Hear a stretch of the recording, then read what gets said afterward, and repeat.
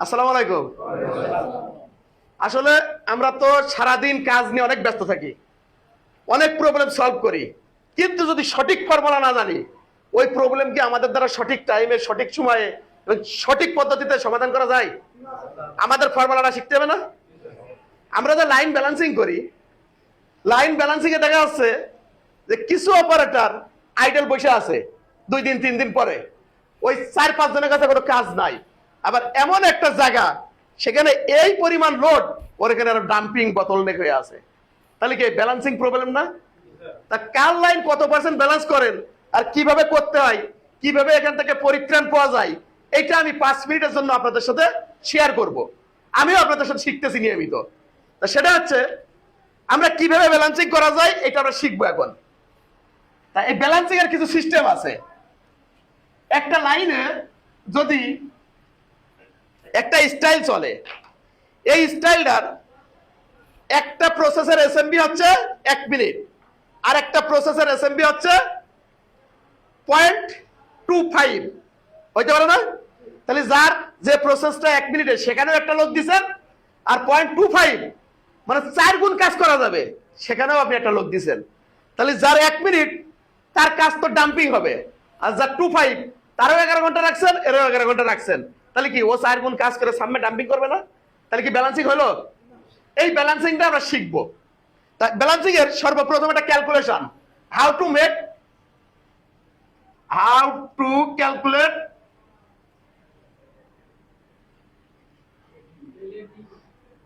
Calculate কি balancing percentage.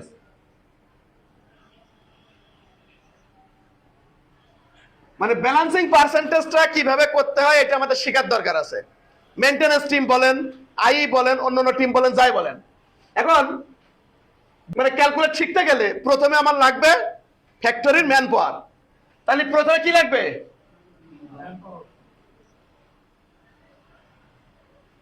Man. তারপরে লাগবে এসএমবি,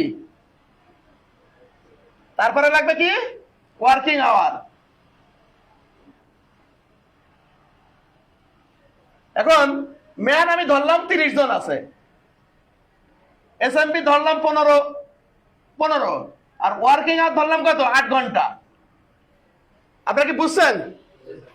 এখন যদি আমি এটা বের করি তাহলে ফর্মুলাটা আসবে এরকম, টার্গেট ক্যাপাসিটি,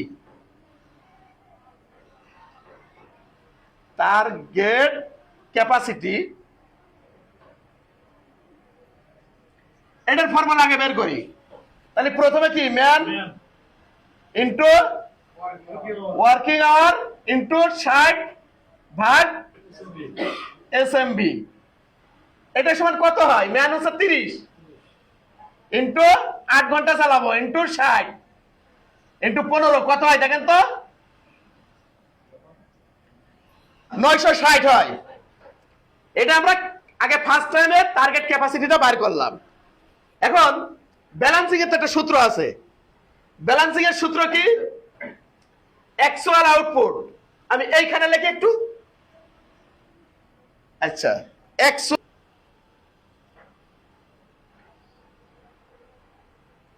ও এটা একটু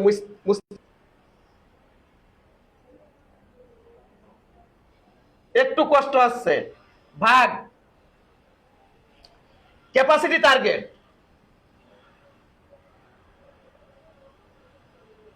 ক্যাপাসিটি অথবা টার্গেট ক্যাপাসিটি। আমি প্রথমে কি লিখছি? টার্গেট ক্যাপাসিটি না?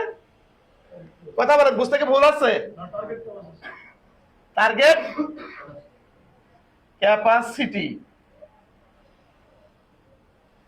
ইনটু 100, এটা হচ্ছে কি ব্যালেন্সিং পার্সেন্টেজ সূত্র।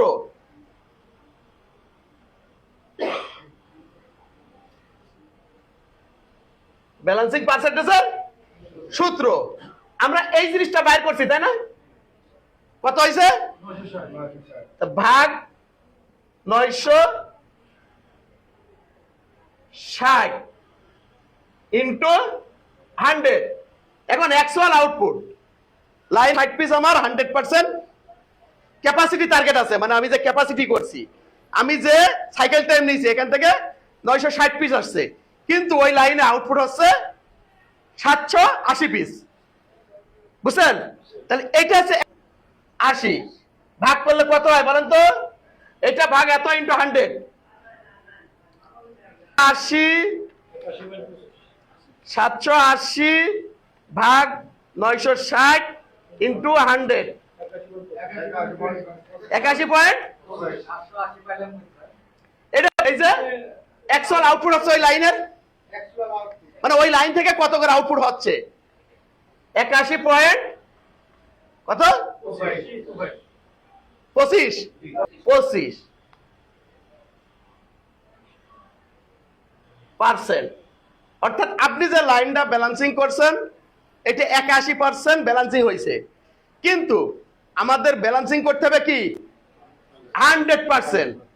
এখন আমি এই ক্যালকুলেশনটা বুঝে দিলাম দিয়ে আরেকটু কথা, ব্যালেন্সিং পার্সেন্টেজ হচ্ছে সেটার নাম হচ্ছে এক্সিলেন্ট। কথা শুনি এবার, এবার হচ্ছে মূল কাহিনী কি, EX CE এক্সিলেন্ট, টি না ই সাইদুল? হ্যাঁ আচ্ছা, এক্সিলেন্ট না টি? এক্সিলেন্ট মানে কি? এই যে এক্সিলেন্ট।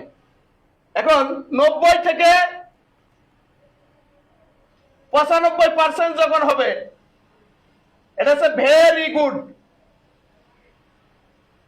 এইটা ভালো করে শিখেন যে আমরা কোন পর্যায়ে আছি।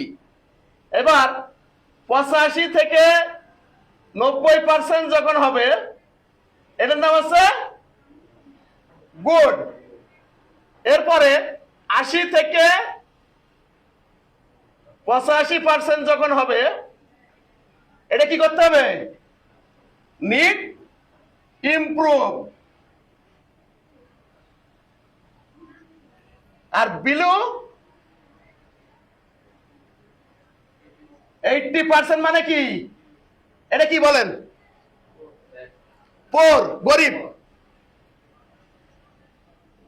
পোর ব্যালেন্সিং, পোর ব্যালেন্সিং।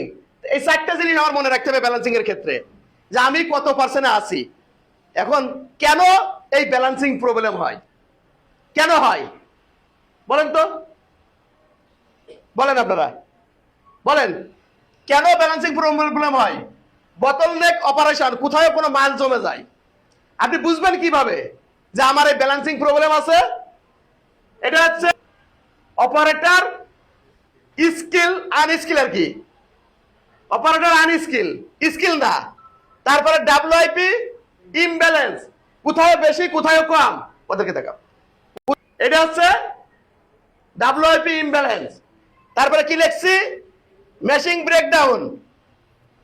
মেশিং ব্রেকডাউন ঘন ঘন হয়েছে, বেশি বেশি হয়েছে, যে কারণে লাইনের ব্যালেন্সটা ঠিক নেই। প্রথমে বলছিলাম যে অপারেটর এখানে বসে আছে, ওইখানে দেখেন 300 পিস মাল জমে আছে, ওখানে কি 300 পিস মাল জমে আছে, অপারেটর কি আছে না, এরকম হয় না?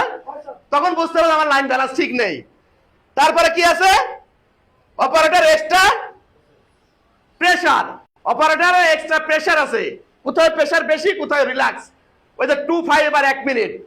এরপরে কি বলছিলাম, যে টার্গেট মিসম্যাচ হচ্ছে, মানে লাইনের টার্গেট মিট করতেছে না। এরপরে কি আপনার আউটপুটও ঠিক মতো আসতেছে না।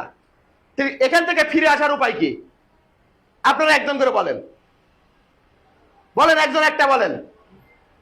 এখান থেকে ফিরে আসার উপায় হলো আমাদের মানে প্রপারলি ব্যালেন্সটা করতে হবে। যেখানে আমাদের ডাম্পিং থাকে সেখান থেকে প্রয়োজনে আমরা অবস্থার লাইনের ভিতরে ব্যালেন্সিং করে আমরা ডাম্পিংটা দিব।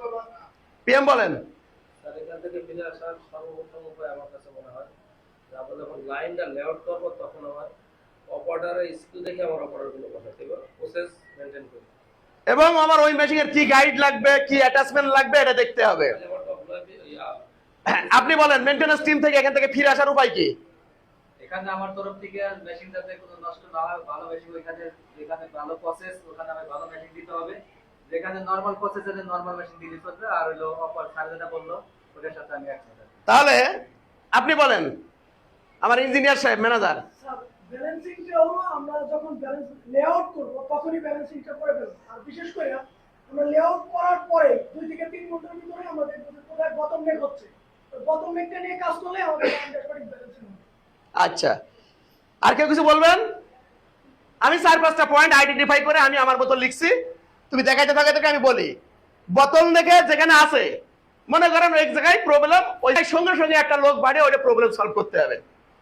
এবার যেখানে আইডল আছে ওই জায়গায় ম্যান পাওয়ার কমাই দিতে হবে, দিলে কি ব্যালেন্স হয়ে গেল না একটা জায়গায়?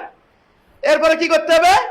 মাল্টি স্কিল অপারেটর, কোন অপারেশনে আমার কোন স্কিল অপারেটর লাগবে ঠিক সিলেকশন ওইভাবে করতে হবে।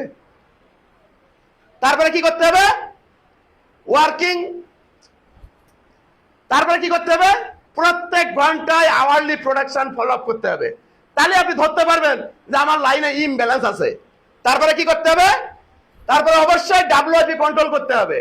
লাইনের ভিতরে কাজ থাকার কথা 1000, আপনি 3000 ঢুকাই ফেলছেন, এটা কন্ট্রোল করতে হবে।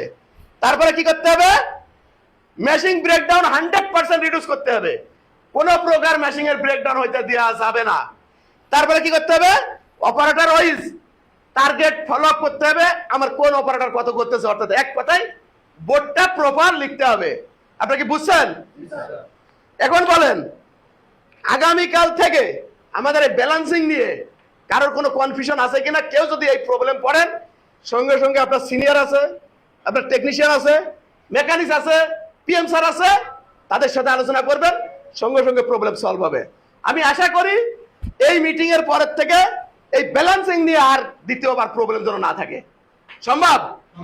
পারবেন? তা ট্রেনিংটা কি ভালো লাগছে? সারাদিন তো অনেক বকাঝকা করি, অনেক কথা বলি, অনেক কটু কথায় কথা বলি, শিপমেন্টের জন্য অনেক চাপ দিই। এই ট্রেনিং করার দরকার আছে না? কয় মিনিট বেড়ে আছে? 10 মিনিট। এই 10 মিনিটে কিছু শিখলাম, তাতে কি শিপমেন্টের প্রেশারটা কমবে না? নেক্সট টাইমে যে স্টাইলগুলো করব ওই স্টাইলে যদি সঠিক ব্যালেন্সিং করি, তাহলে একদিন আর পিছাবে না, একদিন অ্যাডভান্স হবে। আমরা বায়ারকে যে ডেট দেবো তার একদিন অ্যাডভান্স হবে, একটাই কারণ সঠিক ব্যালেন্সিং। আর এটা করার দায়িত্ব আপনাদের সবার। যে কারো চোখে যে কোনো প্রবলেম ধরা পড়লে সঙ্গে সঙ্গে হিডেন না করে প্রবলেম সলভ করে এটা সলভ করতে হবে। এটা কি সম্ভব? বলেন তো সম্ভব কিনা? ধন্যবাদ সবাইকে ধৈর্য ধরে একটু দেখার জন্য এবং শোনার জন্য, প্র্যাকটিক্যাল কিছু বোঝার জন্য। ধন্যবাদ সবাইকে।